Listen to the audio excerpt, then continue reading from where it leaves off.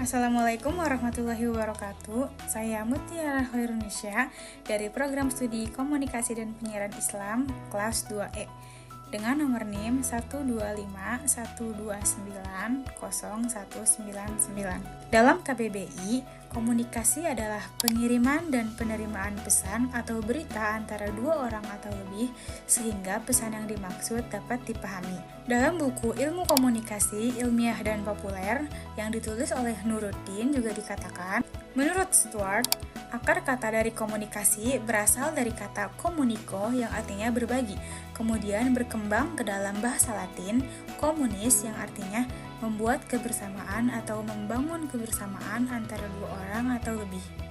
Juga pada buku Komunikasi Pembangunan Perubahan Sosial, istilah komunikasi berasal dari bahasa Latin communicatus yang artinya berbagi atau menjadi milik bersama. Dengan demikian, komunikasi berarti suatu upaya yang bertujuan berbagi untuk mencapai kebersamaan. Pengertian lain, komunikasi adalah suatu proses pertukaran informasi di antara individu melalui sistem lambang-lambang, tanda-tanda, atau tingkah laku.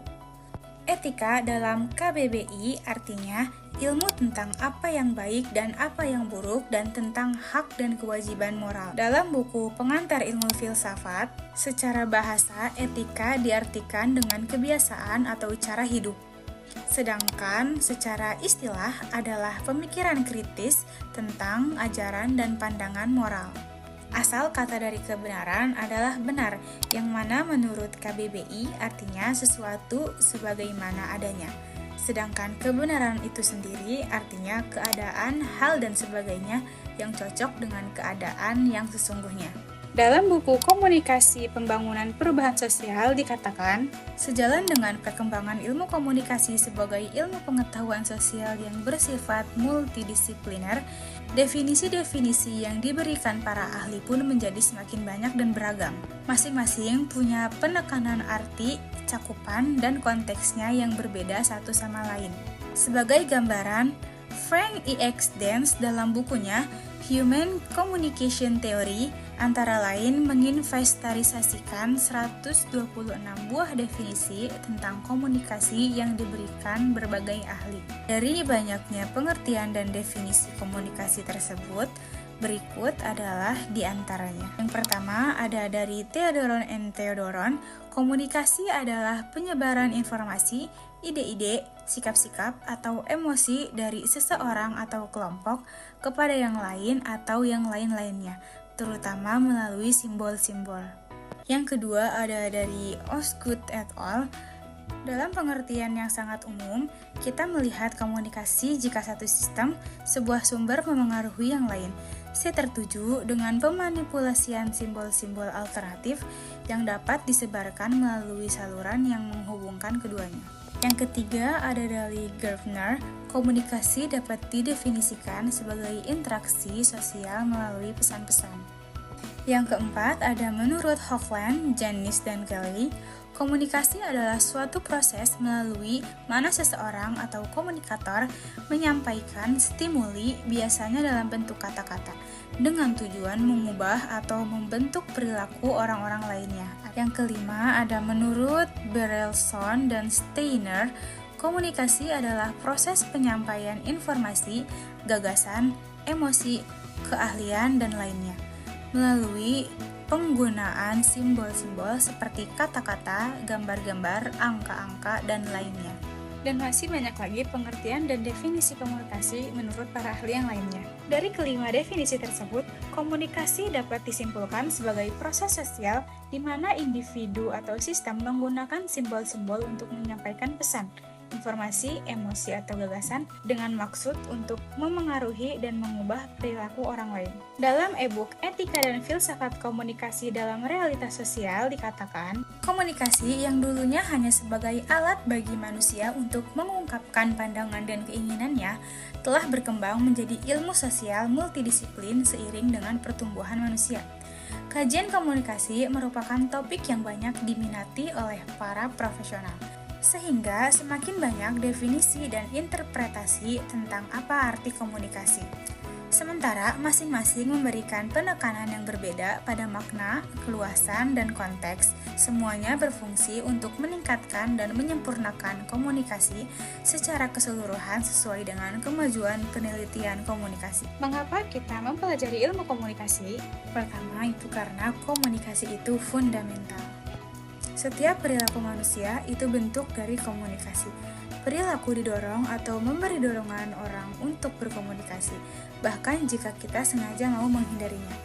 Menghindari untuk berkomunikasi itu juga komunikasi. Yang kedua, memahami perilaku manusia. Sebagai contoh, Anda memiliki dua teman yang berbeda sifat. Teman yang satu bersifat memiliki gengsi yang tinggi dan gampang tersinggung. Sementara yang lainnya orangnya santai. Kalau Anda ingin meminta tolong kepada kedua orang itu, pasti bahasa dan cara Anda meminta tolong akan berbeda juga, menyesuaikan dengan sifat dari orang-orang tersebut. Intinya, komunikasi bisa untuk memahami perilaku orang lain. Yang ketiga, komunikasi itu pengetahuan. Komunikasi itu juga ilmu pengetahuan yang mengajarkan manusia bagaimana cara berkomunikasi dengan baik. Dengan ilmu pengetahuan yang dipelajari itu, manusia diharapkan mampu menerapkan proses komunikasi secara tepat.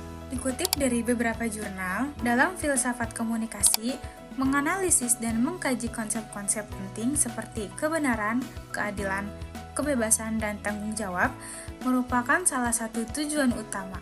Konsep-konsep ini memiliki keterkaitan yang erat dengan komunikasi, dan pemahaman yang lebih dalam tentang konsep-konsep ini dapat membantu untuk memperbaiki praktek komunikasi yang tidak etis. Yang pertama ada kebenaran.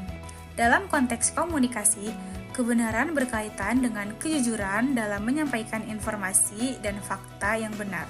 Memahami konsep kebenaran sangat penting dalam memastikan bahwa komunikasi yang dilakukan adalah komunikasi yang jujur dan dapat dipercaya. Yang kedua ada keadilan. Keadilan dalam konteks komunikasi berkaitan dengan pengakuan dan penghormatan terhadap hak-hak individu dalam mendapatkan informasi dan berpartisipasi dalam proses komunikasi.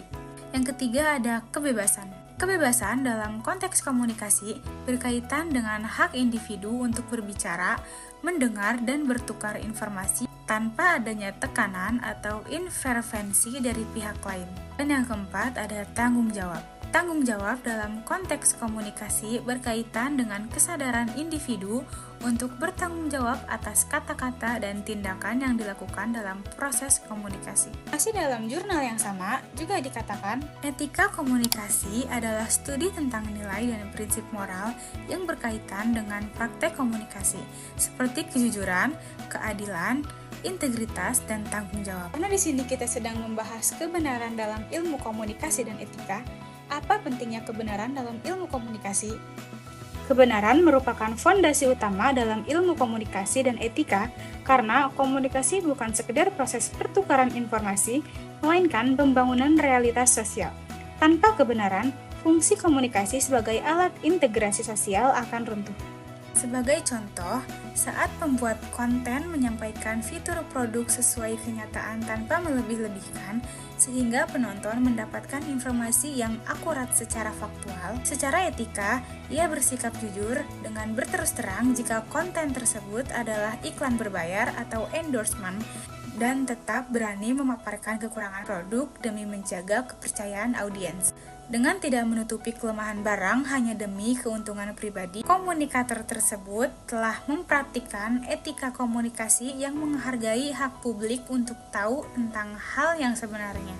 Sehingga tercipta hubungan yang sehat dan saling percaya antara pengirim dan penerima pesan. Mungkin cukup sekian yang bisa saya sampaikan. Mohon maaf jika ada kesalahan. Wassalamualaikum warahmatullahi wabarakatuh.